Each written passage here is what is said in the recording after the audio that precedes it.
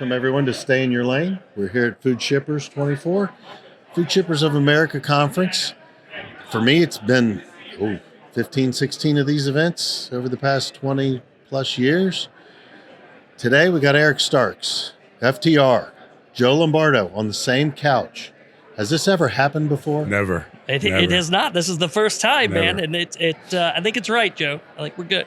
It's right. I can feel the vibrations from the floor coming up. I'm telling you.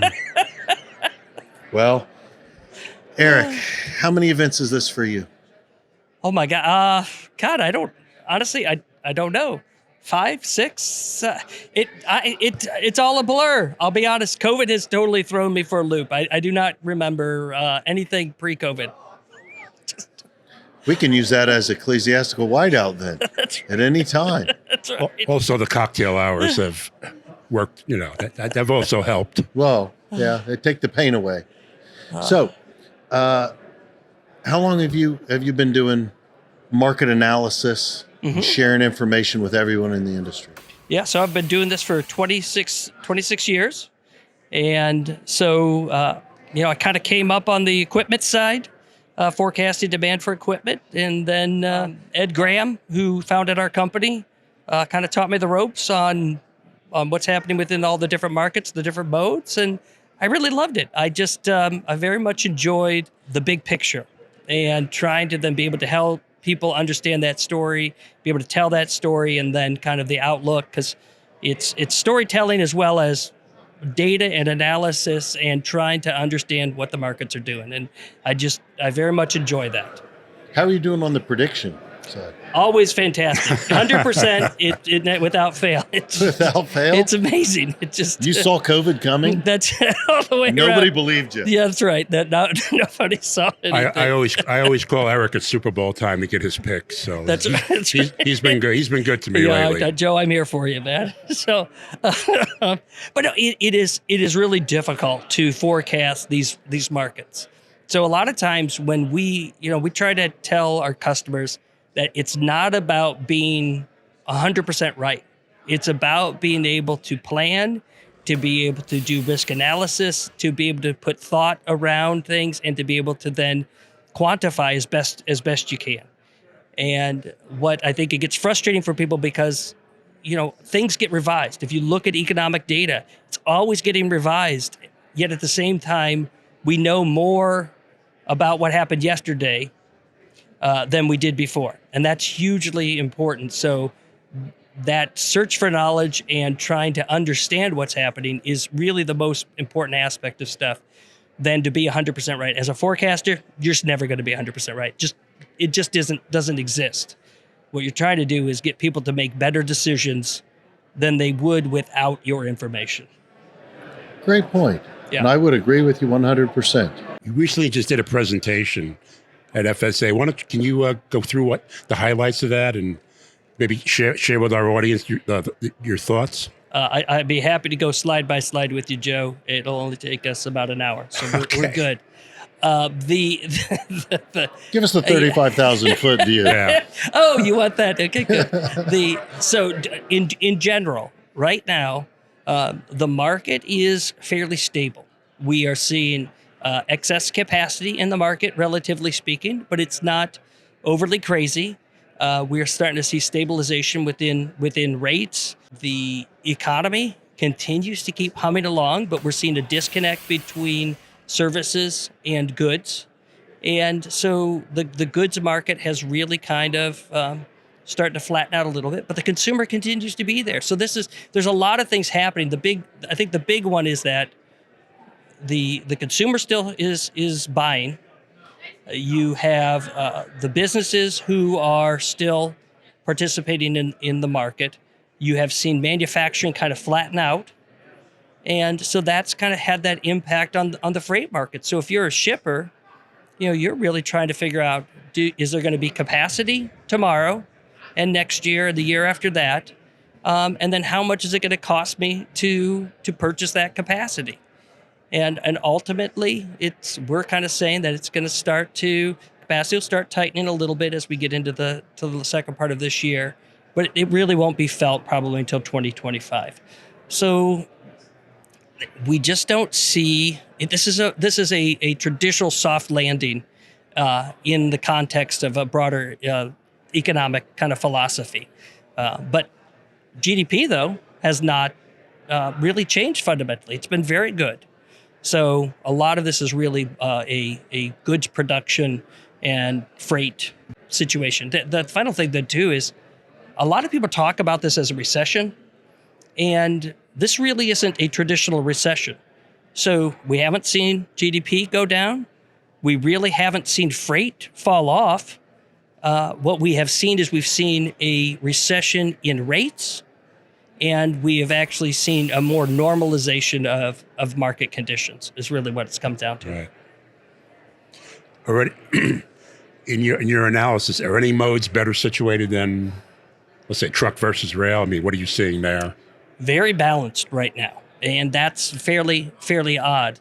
As we get into 2025, I think that there is some benefit that we could possibly see of moving to rail a little bit, but that's going to be dependent on productivity. Can the railroads continue to keep velocity up?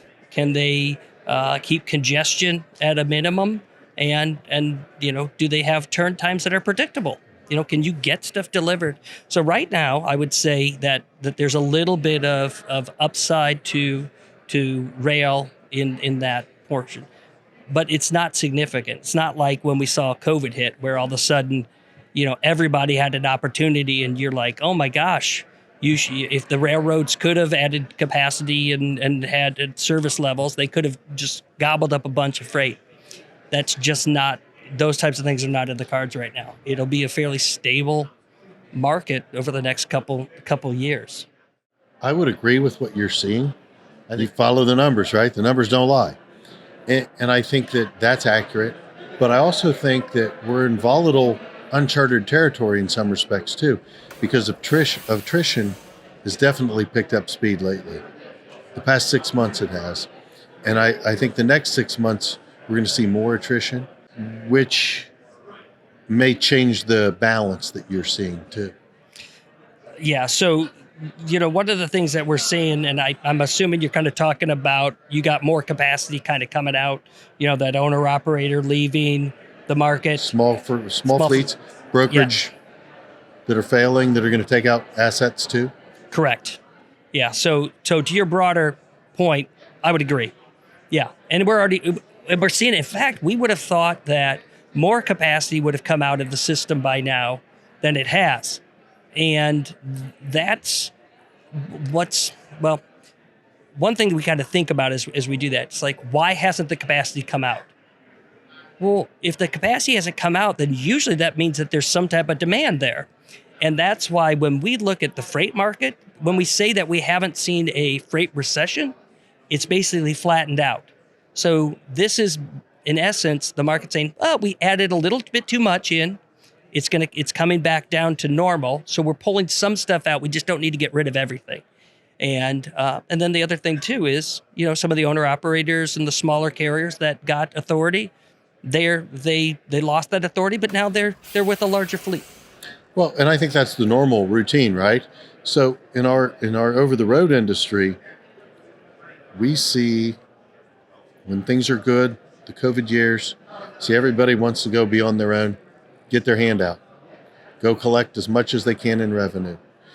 And while the equipment that they overpaid for was still high enough price they could get out from under it, a lot of them did, and now they're back driving company equipment or leased onto companies and pulling someone's trailer. So we see that, and I think that's normal evolution-wise. What I'd say isn't normal evolution-wise is, to your point, and I think you brought up a very specific point here, we would have seen a lot of this come out of the market already. Why didn't we? And I think COVID was so good and so much revenue printed for so long and pumped back into this economy, a lot of them made it till October of 23. They made it through October and still had some put back. I would generally agree. The last few months, though, we have seen, to your broader point, we've seen more people come out of the system on a net basis. But it's still really odd, though. If you look at the number of people still getting authority, it's a pretty sizable number. It's really kind of bizarre. So one of the other things too that we've looked at, and you kind of brought up the point that they were paying exorbitant prices for equipment, kind of in the middle of this, and they were paying a lot for used equipment. That number has come back down to what I would say it would be normal. What's odd about that is because they paid so much, you would have thought that there would have been, and rates have come down so much, that there would be a collapse and people would be upside down on equipment. Some people are upside down because they paid too much. But in general, the large carriers are not upside down on equipment. The residual value that they expected to get when they bought the equipment is right in line with that base expectation. New equipment's still high. New equipment, they are still ordering a fair amount of equipment. The one interesting thing on the new equipment side is that when COVID hit, they added a lot more trailers than they normally would during that cycle. And the publicly traded guys specifically, because we can track that data, added more trailers per tractor than they ever have before. And I think that potentially could be the norm as we go forward because they realized a couple things. One, they now know how to operate in that environment better with more equipment, and they can keep their driver more productive. And that was really part of the basis of it.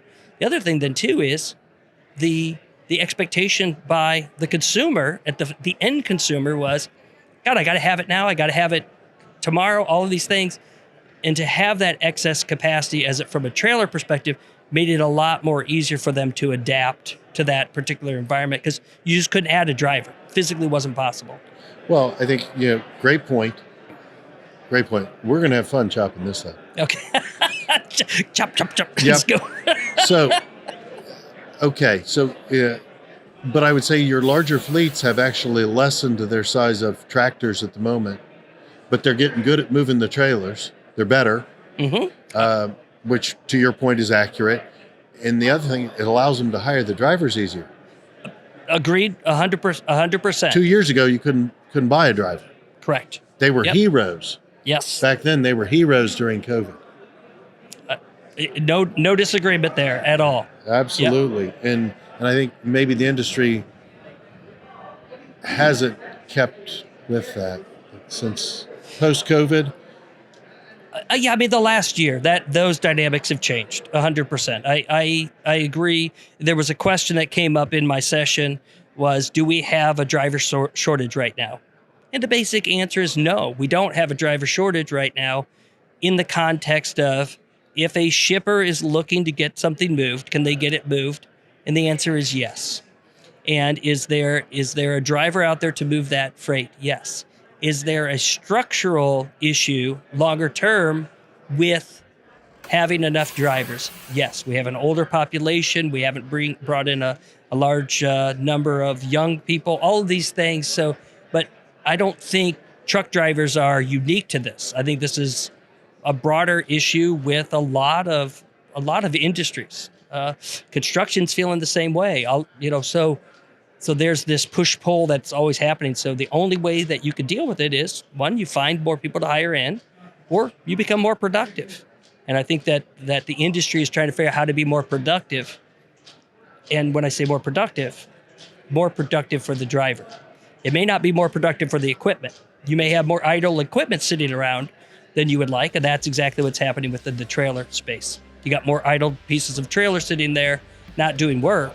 But that is because you are focused on keeping that driver as productive as possible. And that's an inexpensive way to do it.